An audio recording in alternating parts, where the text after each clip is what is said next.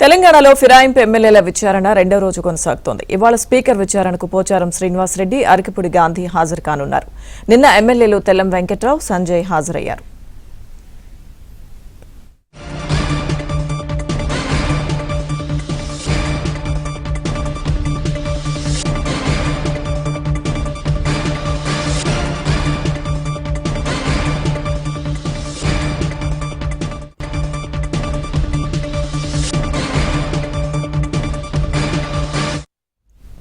తెలంగాణలో ఫిరాయింపు ఎమ్మెల్యేల విచారణ రెండో రోజు కొనసాగుతోంది. ఇవాళ స్పీకర్ విచారణకు పోచారం శ్రీనివాస్ రెడ్డి, అరకిపూడి గాంధీ హాజరు కానున్నారు.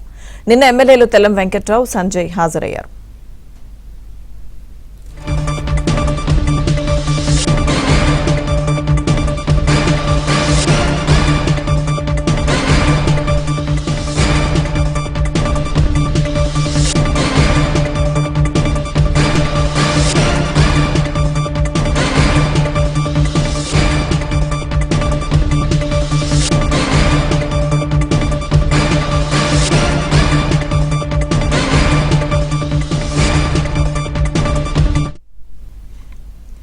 తెలంగాణలో ఫిరాయింపు ఎమ్మెల్యేల విచారణ రెండవ రోజు కొనసాగుతోంది. ఇవాళ స్పీకర్ విచారణకు పోచారం శ్రీనివాస్ రెడ్డి, అరకిపూడి గాంధీ హాజరు కానున్నారు.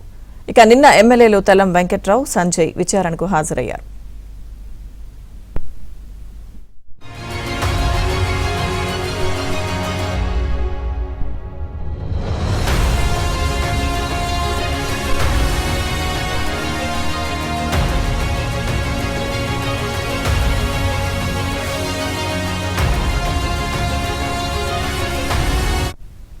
ఫిరాయింపు ఎమ్మెల్యేల రెండో రోజు విచారణకు సంబంధించిన పూర్తి అప్డేట్స్ మా ప్రతినిధి సిద్ధార్థ్ అందిస్తారు. సిద్ధార్థ్,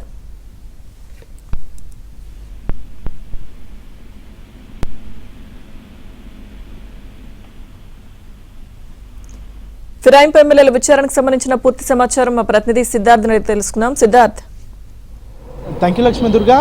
ఫిరాయింపు ఎమ్మెల్యేల విచారణలో భాగంగా ఈరోజు మరొక ఇద్దరు ఎమ్మెల్యేలను విచారించనున్నారు. నిన్న ఇద్దరు ఎమ్మెల్యేల విచారణ పూర్తయింది. ఈరోజు మరొక ఇద్దరు ఎమ్మెల్యేలు ఉదయం పోచారం శ్రీనివాస్ రెడ్డికి సంబంధించినటువంటి విచారణ ఉంటుంది. దాని తర్వాత అరకపూడి గాంధీకి సంబంధించినటువంటి విచారణ ఉంటుంది. పోచారం శ్రీనివాస్ రెడ్డిపై మాజీ మంత్రి జగదీశ్వర్ రెడ్డి పిటిషన్ వేశారు. పిటిషన్ వేసినటువంటి జగదీశ్వర్ రెడ్డిని పోచారంకి సంబంధించినటువంటి అడ్వకేట్లు క్రాస్ ఎగ్జామినేషన్ చేయనున్నారు. దీని తర్వాత అరకపూడి గాంధీకి సంబంధించినటువంటి విచారణ ఉంటుంది. అరకపూడి గాంధీ పైన కొరుట్ల ఎమ్మెల్యే కల్వకుంట్ల సంజయ్ పిటిషన్ వేశారు. పిటిషన్ వేసినటువంటి సంజయ్ను అరకపూడి గాంధీకి సంబంధించినటువంటి అడ్వకేట్లు విచారించనున్నారు. ఇక ఈ రోజు తర్వాత 12, 13 తేదీల్లో మరోసారి విచారణ ఉంటుంది. ఆ రోజు పిటిషన్లు వేసినటువంటి వారిని, అంటే ఎమ్మెల్యేలను, ఫిరాయింపు ఆరోపణలు ఉన్నటువంటి ఎమ్మెల్యేలను పిటిషన్లు వేసినటువంటి ఎమ్మెల్యేల అడ్వకేట్లు విచారించనున్నారు. ఇక ఈ 8 మందికి సంబంధించినటువంటి విచారణ పూర్తయిన తర్వాత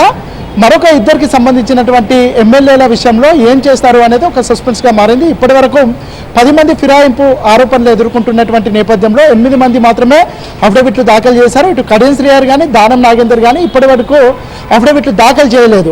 ఇక 13వ తేదీ లోపు వీళ్ళిద్దరూ అఫిడవిట్లు దాఖలు చేస్తారా, లేదంటే దాఖలు చేయకపోతే స్పీకర్ వీళ్ళకు మరొకసారి మరికొంత సమయం ఇస్తారా, లేదంటే స్పీకర్ విచక్షణ అధికారంతో వీళ్ళపైన ఏదైనా చర్యలు తీసుకుంటారా అనేది తేలాల్సి ఉంది. వీళ్ళు 13వ తేదీ వరకు అఫిడవిట్లు దాఖలు చేస్తారా లేదా అనేది ఇప్పటికీ సస్పెన్స్ కొనసాగుతూ ఉంది. ఒకవేళ దానం నాగేందర్ అఫిడవిట్లు దాఖలు చేస్తే ఆయన పైన విచారణ కొనసాగే అవకాశం ఉంది. విచారణ కొనసాగితే ఆయన బీఆర్ఎస్ నుంచి ఎమ్మెల్యేగా, కాంగ్రెస్ నుంచి ఎంపీగా పోటీ చేసినటువంటి నేపథ్యంలో ఆయన డిస్క్వాలిఫై అయ్యే అవకాశం ఉంది. ఆయన డిస్క్వాలిఫై అయితే 6 సంవత్సరాల పాటు ఆయన పోటీ చేయడానికి అనర్హుడిగా స్పీకర్ ప్రకటిస్తారు.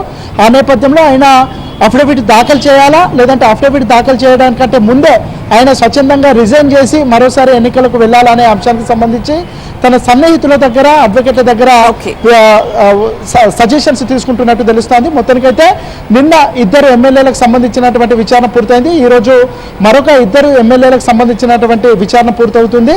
12, 13 తేదీలో మరోసారి ఈ 4 ఎమ్మెల్యేలకు సంబంధించినటువంటి విచారణ జరుగుతుంది. ఈలోపు ఈ ఇద్దరు దానం నాగేందర్, కడియం శ్రీహరి అఫిడవిట్లు దాఖలు చేస్తారా లేదా, చేయకపోతే స్పీకర్ ఎలాంటి నిర్ణయం తీసుకుంటారో చూడాలి. Okay, thank you Siddharth.